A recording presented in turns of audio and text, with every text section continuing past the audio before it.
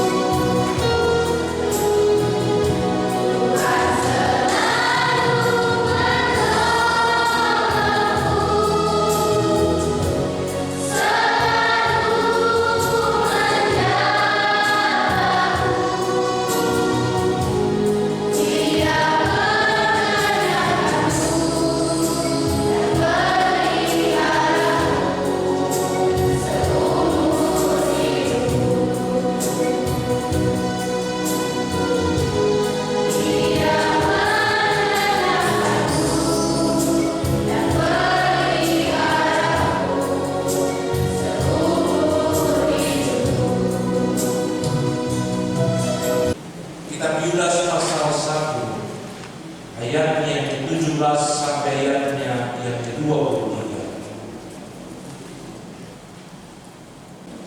Sebelum kita mendengarkan bagian firman Tuhan, mari kita berdoa.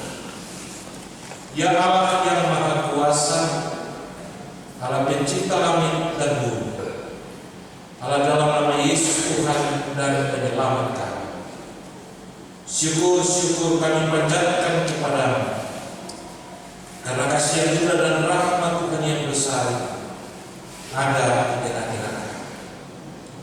Engkau telah memimpin kami, menjaga kami sebulan lamanya, dan hari ini kami harus mengakhiri bulan Januari tahun 2022. Kami akan belajar di sekeliling firman-Mu untuk mengingatkan kami tentang kasih setia dan berkat yang Engkau beri bagi kami. Dan Tuhan ajar kami dalam kuasa Roh Kudus, mampukan kami mengenal firman-Mu di hari ini. Usir segala kuasa yang mengganggu kami, dan Roh Kudus menaungi kami dengan firman. Bersabarlah kepada kami Tuhan, karena kami siap mendengar. Amin. Demikian bunyinya nasihat-nasihat untuk meneguhkan iman. Tetapi kamu, saudara-saudaraku yang kekasih, ingatlah akan apa yang dahulu telah dikatakan kepada kamu oleh rasul-rasul Tuhan kita, Yesus Kristus. Sebab mereka telah menyatakan kepada kami menjelang akhir zaman akan tampil pengejek-pengejek yang akan hidup menurut tingkah hawa nafsu kefasikan mereka. Mereka adalah pemecah belah yang dikuasai hanya oleh keinginan-keinginan dunia ini, dan apa yang hidup tanpa Roh Kudus dan yang hidup tanpa Roh Kudus. Akan tetapi kami, saudara-saudara yang dikasihi, bangunlah dirimu sendiri di atas dasar iman yang paling suci, dan berdoalah dalam Roh Kudus. Peliharalah dirimu demikian dalam kasih Allah, sambil menantikan rahmat Tuhan kita Yesus Kristus untuk hidup yang kekal. Tunjukkanlah belas kasihan kepada mereka yang ragu-ragu. Selamatkanlah mereka dengan jalan merampas mereka dari api. Tetapi tunjukkanlah belas kasihan yang disertai ketakutan kepada orang-orang lain juga, dan bencilah pakaian mereka yang dicemarkan oleh keinginan dosa. Demikian firman Tuhan yang berbahagia. Kita semua yang mendengarkan bagian firman Tuhan dan mau memperlakukannya di tengah-tengah hidup kita hari lepas hari.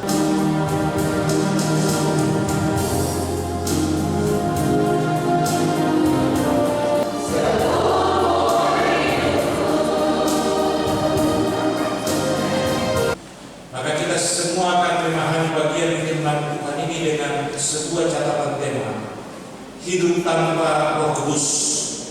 dan doa dengan Roh Kudus. Kitab Bilas pasal 1 ayat 17 sampai 23 merupakan bagian dari sebuah doa dalam Roh Kudus dan merupakan sebuah nyanyian syukur atas 1 bulan pemeliharaan Tuhan, di mana dalam 1 bulan ini berbagai pergumulan tantangan hidup menjadi bagian hidup kita, tapi kita masih ada dan menjalani proses hidup itu sampai hari ini, karena Tuhanlah yang mengasihi kita, Tuhan yang menjaga kita, Tuhan yang membuat kita ada dan menjalani proses hidup ini. Memulai tahun 2024 dari bulan Januari saja, kita semua disibuki dengan berbagai macam pergumulan hidup tentang negara ini dalam sebuah tanggung jawab yang akan nanti bulan Februari itu kita ada dalam sebuah kehidupan yang kita jalani, tapi pasti nanti dia meledak di tanggal 14 Februari. Apakah dia meledak dengan sukacita kah? Dia meledak karena lain tidak senang lain kah? Dia meledak karena kita bangga dan senang, atau kita ada dalam sebuah situasi yang bisa kita alami dalam sebuah kebencian atau sebuah kehidupan yang tidak enak, dan semua itu ada pada kita. Tapi hari ini Tuhan mengajak kita untuk ada dan menikmati sebuah rasa syukur yang besar, karena Tuhan masih menjaga dan menolong kita. Dari bagian firman Tuhan ini ada 2 hal yang harus kita pahami dalam bagian firman Tuhan ini. Ayat 17 sampai ayat yang ke-19 dari bacaan kita hari ini yang mengisahkan tentang hidup tanpa Roh Kudus. 2 tipe yang akan diutarakan oleh bagian ini. Hal yang pertama, tipe hidup tanpa Roh Kudus, ayat 17 sampai ayat yang ke-19. Dan ayat bagian yang kedua, tipe yang kedua adalah ayat 20 sampai 23 yang mengisahkan tentang berdoa dalam Roh Kudus sesuai tema kita hari ini. Saya mengajak kita semua, mari kita sama-sama dalam memahami bagian ini. Ayat yang pertama ayat 17 sampai 19. Penulis kitab Yudas memberikan nasihat yang bersifat mengingatkan tentang bagaimana kondisi peradaban dunia menjelang akhir zaman, di mana nasihat ini sama dengan nasihat Rasul bahwa bila jemaat atau orang yang percaya kepada Tuhan Allah Bapa, Anak dan Roh Kudus dalam sebuah situasi, mereka akan ada dan memahami tentang sebuah proses kehidupan yang hidup dengan berbagai macam tantangan dan pergumulan yang mereka akan hadapi, di mana ayat 18 dikatakan bahwa menjelang akhir zaman akan tampil pengejet-pengejet yang akan hidup menuruti hawa nafsu kefasikan mereka. Mereka adalah pemecah belah yang dikuasai hanya oleh keinginan-keinginan duniawi, dan ini adalah sebuah gaya hidup tanpa Roh Kudus. Dan itulah sebuah gaya atau tipe orang-orang yang akan datang dan memberi segala apa yang bisa menjadi tawaran bagi kita semua dengan pergumulan hidup ini. Itulah sebabnya tadi saya bilang, Januari kita akan ada dalam sebuah situasi yang sulit dengan berbagai macam corak kehidupan, tetapi kita juga ada dalam sebuah situasi yang nanti kita alami di tanggal 14. Oleh sebab itu kita diajak untuk mengakhiri tahun bulan Januari 2024 ini dengan 2 tipe manusia, 2 tipe gaya hidup tanpa Roh Kudus dan hidup berdoa di dalam Roh Kudus.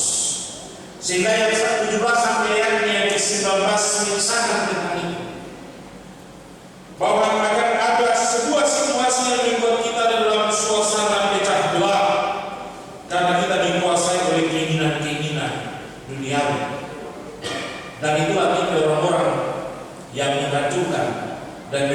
kita rusak dalam sebuah situasi, dalam sebuah persekutuan yang kita bangun di tengah-tengah hidup. Kita ada dan kita mengalami semua itu. Kita duduk sama-sama memikirkan tentang tanggal 14, bikin bahasa yang bagus-bagus. Nanti pada akhirnya kita juga bisa berpikir ada tipu di situ, ada rencana jahat di situ, ada sebuah hal yang berlaku di situ, segala macam hal. Dan itu memang dimujizkan dalam kitab Yudas, di mana saatnya akan tiba bahwa mereka akan ada dan tampil pengejek-pengejek. Mereka hidup dengan hawa nafsu dan keinginan serta kepastian mereka menawarkan keinginan-keinginan dunia, di mana gaya hidup itu membuat kita ada dan kita berjalan masuk ke dalamnya, dan kita tidak sadar bahwa kita berada dan hidup tanpa Roh Kudus. Orang lebih memikirkan ego, orang lebih memikirkan apa yang menjadi pikiran dan perasaan ketimbang memikirkan hal yang lain.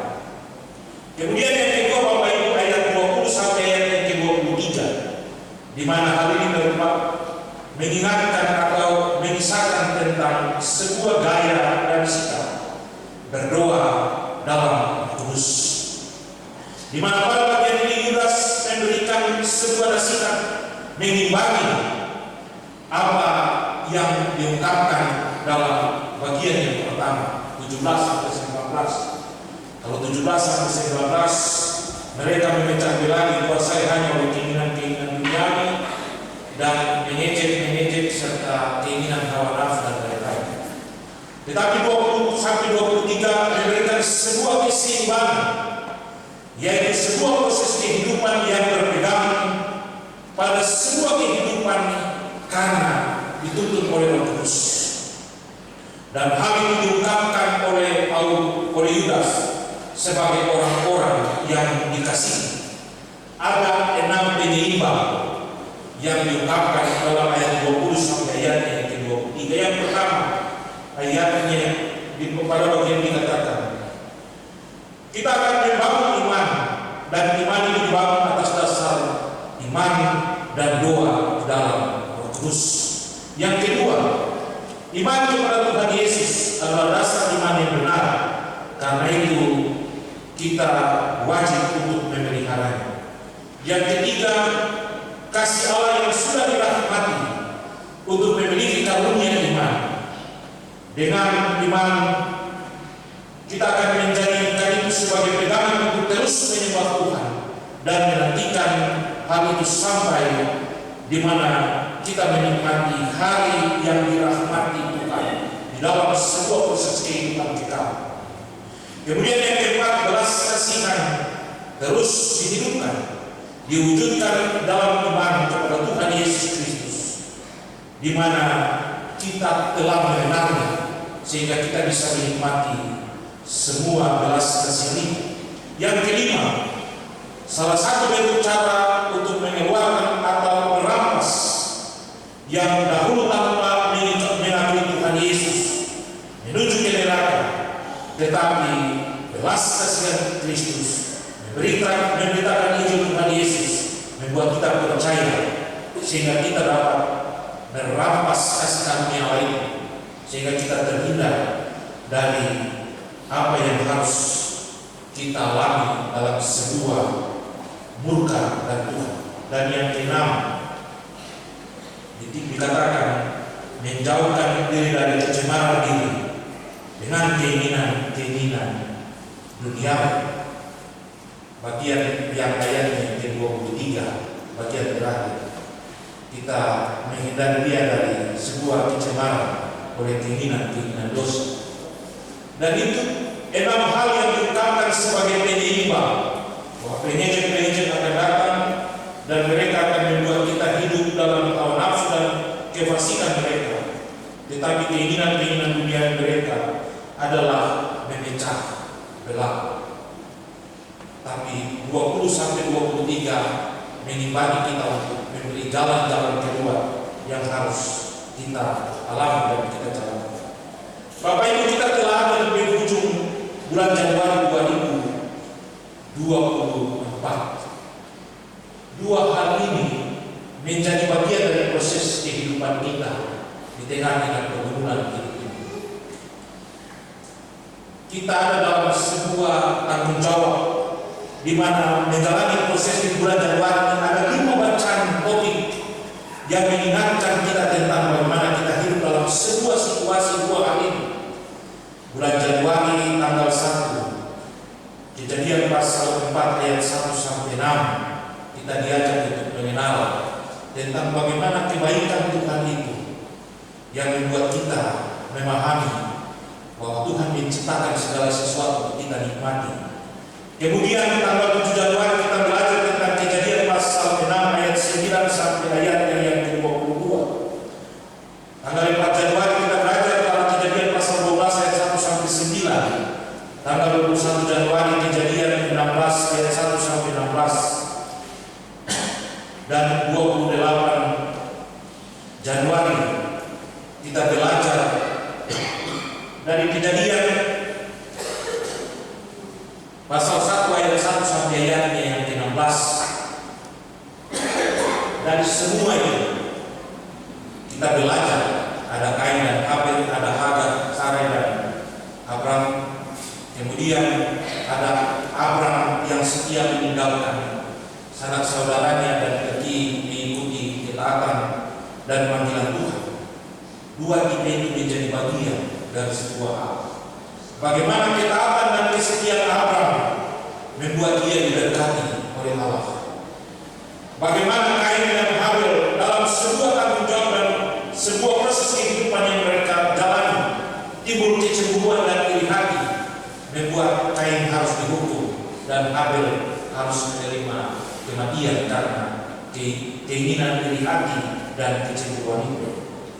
Bagaimana rencana Sarai untuk kelanjutan sebuah proses keturunan berkompromi dengan Ismail dan Abraham, sehingga hadirlah Ismail dan Sarai merasa dia direndahkan dan diterima. Ada sebuah bentuk proses kehidupan yang menghancurkan karena berkompromi dengan dunia yang dihancurkan, dan ketika berkompromi dengan Allah maka kita akan diberkati. Dan hari ini dua kita itu menjadi bagian hidup kita yang kita jalani di tengah-tengah pergumulan ini. Akan ada penyesat-penyesat yang akan mengejar kita, apalagi dalam memasuki sebuah proses kehidupan berbangsa dan bernegara. Kita diajak untuk bermawas diri dan melakukan segala hal yang harus kita lakukan tanpa lari daripada Allah. Sebab ayat 17 sampai ayat 19 jelas-jelas akan membuat kita mewaspadai diri dalam sebuah situasi. Hari ini saya bisa datang dan bisa bicara untuk ini. Ini saya punya keinginan, jadi kamu harus begini. Kalau tidak, saya tidak akan sertai kamu dan berdoa untuk kamu diberkati. Itu kalau saya. Atau koordinator bilang, kamu harus dengar saya, kalau tidak itu saya tidak akan dengar kamu. Kamu harus dengar saya supaya itu. Atau ketua BWK, ketua PKBK, semua harus ikut saya, kalau tidak besok itu berubah saja.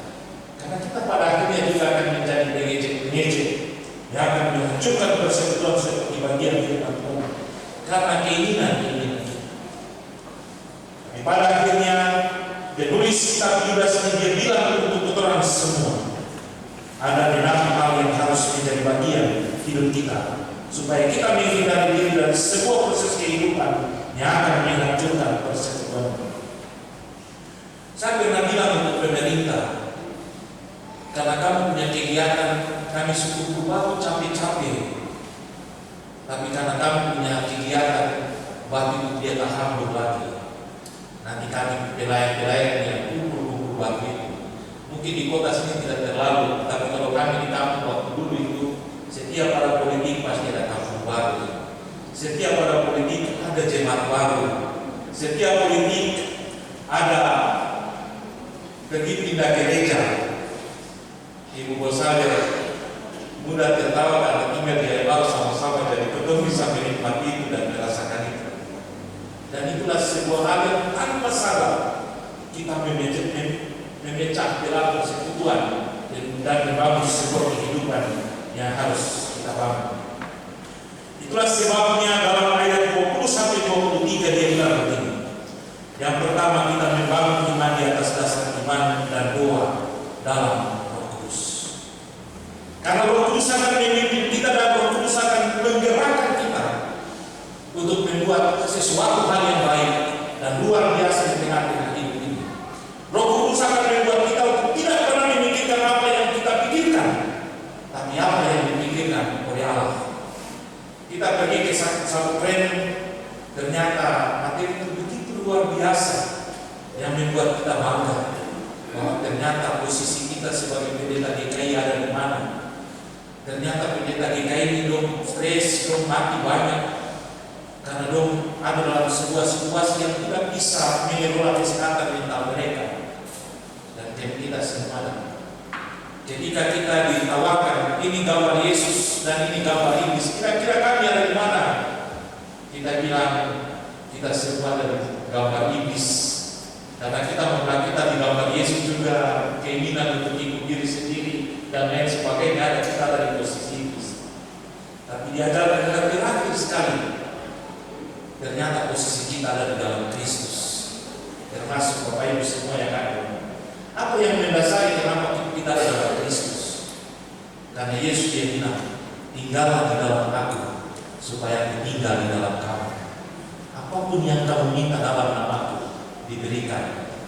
Bagaimana kalau Roh Kudus tidak ada dan Yesus tidak ada tengah-tengah kita, lalu kita minta sampai mati juga tidak pernah akan dapat. Tapi kalau kita tinggal di dalam Yesus dan Yesus tinggal di dalam kita minta apa dia kasih.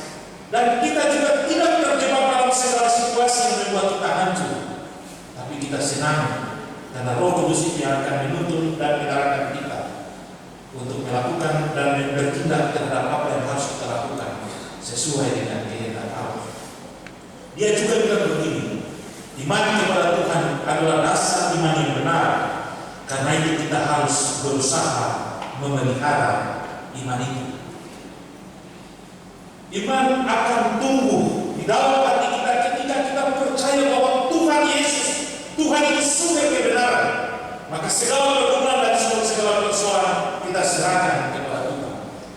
Maka Tuhan akan memberi jalan yang kita jalani dalam sebuah proses kehidupan yang harus kita jalani dalam kebenaran karena iman yang kita percaya.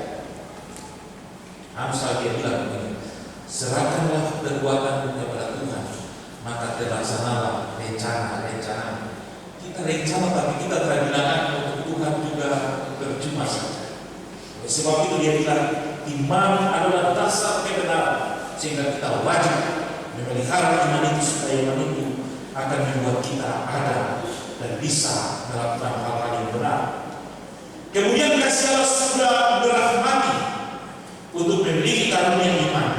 Dengan iman kita menjadi pegangan untuk terus menyembah Tuhan dan menantikan Dia dalam sebuah kehidupan yang dirahmati oleh Tuhan itu bagi kita.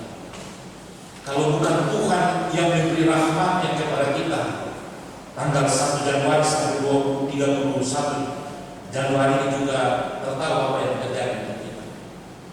Ada berbagai macam gejolak dan perasaan pergumulan yang kita hadapi di tengah-tengah pelayanan kita. Tapi Tuhan masih menjaga kita sampai hari ini. Itulah sebuah kehidupan yang dirahmati oleh Tuhan yang harus kita jalani.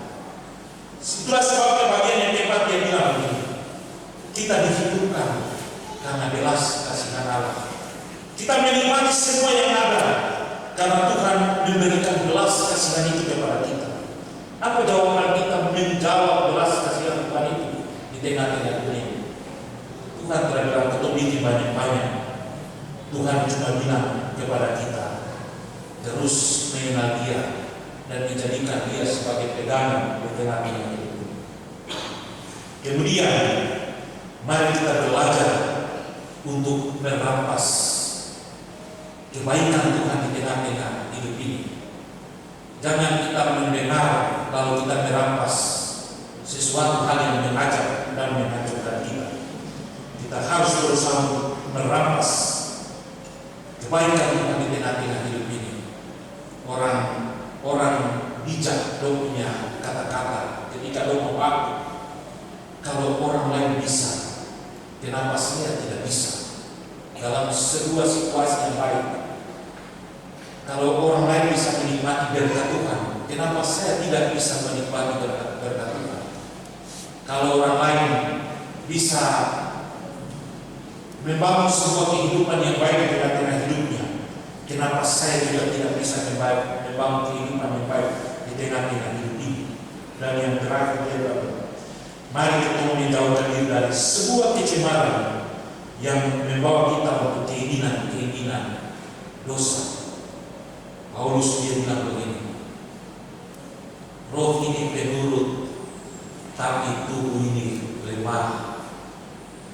Kita roh ini penurut sudah, tapi keinginan dunia ini juga membuat tubuh ini lemah dan kita memikirkan keinginan. Mari kita berusaha untuk membuat roh yang penurut ini tetap kuat.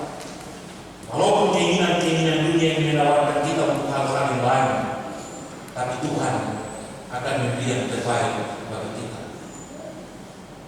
Tadi anak-anak sekolah minggu menyanyi, musim akan berganti dan lain sebagainya, tapi kasih Tuhan tetap abadi. Kasih Tuhan tetap abadi bagi kita. Kalau kita tak percaya, itu berarti kita akan hidup dalam sebuah situasi yang lain. Terus di BW Dominani bilang, tidak ada yang belum berikan kepada Tuhan, tapi hidup ini yang diberikan kepada Tuhan sebagai sebuah persembahan. Karena ternyata Tuhan sudah ada dari tanggal 1 Januari sampai 31 Desember Januari 2024 ini bukan biasa. Belum masih ada dan belum bisa bersyukur di hari ini. Tidak ada yang dikasih, cuma hidup ini dikasih Tuhan. Nanti sebentar berkasih orang bilang apa lagi, kita dengar saja. Kita menikmati semua itu dan kita percaya bahwa ternyata Tuhan mau membuat kita ada dan menjadi luar biasa di tengah-tengah ini. Oleh sebab itu, dua pilihan menjadi bagian hidup kita ketika kita melangkah di bulan Februari 2024 ini. Hidup tanpa Roh Kudus atau berdoa dengan Roh Kudus. Pilihan itu ada pada kita semua. Bukan berkaitan mari kita semua harus hidup dalam Roh Kudus. Besok ini satu kali dalam Roh Kudus, dia hidup tanpa Roh Kudus. Jadi saya tawarkan untuk itu Bapak Ibu, dua pilihan ini. Mau berkat, hiduplah dalam doa dengan Roh Kudus. Mau diabaikan oleh Tuhan, hiduplah tanpa Roh Kudus. Silakan pilih. Dan saya percaya kita semua mau berkat. Kalau mau berkat, mari kita berdoa dengan Roh Kudus, supaya Roh Kudus akan membuat kita berjalan dalam sebuah kehidupan yang penuh berkat di bulan Februari 2024. Tuhan memberkati. Amin. Tuhan, betapa banyaknya berkat yang Kau beri dan kata-kata sekali.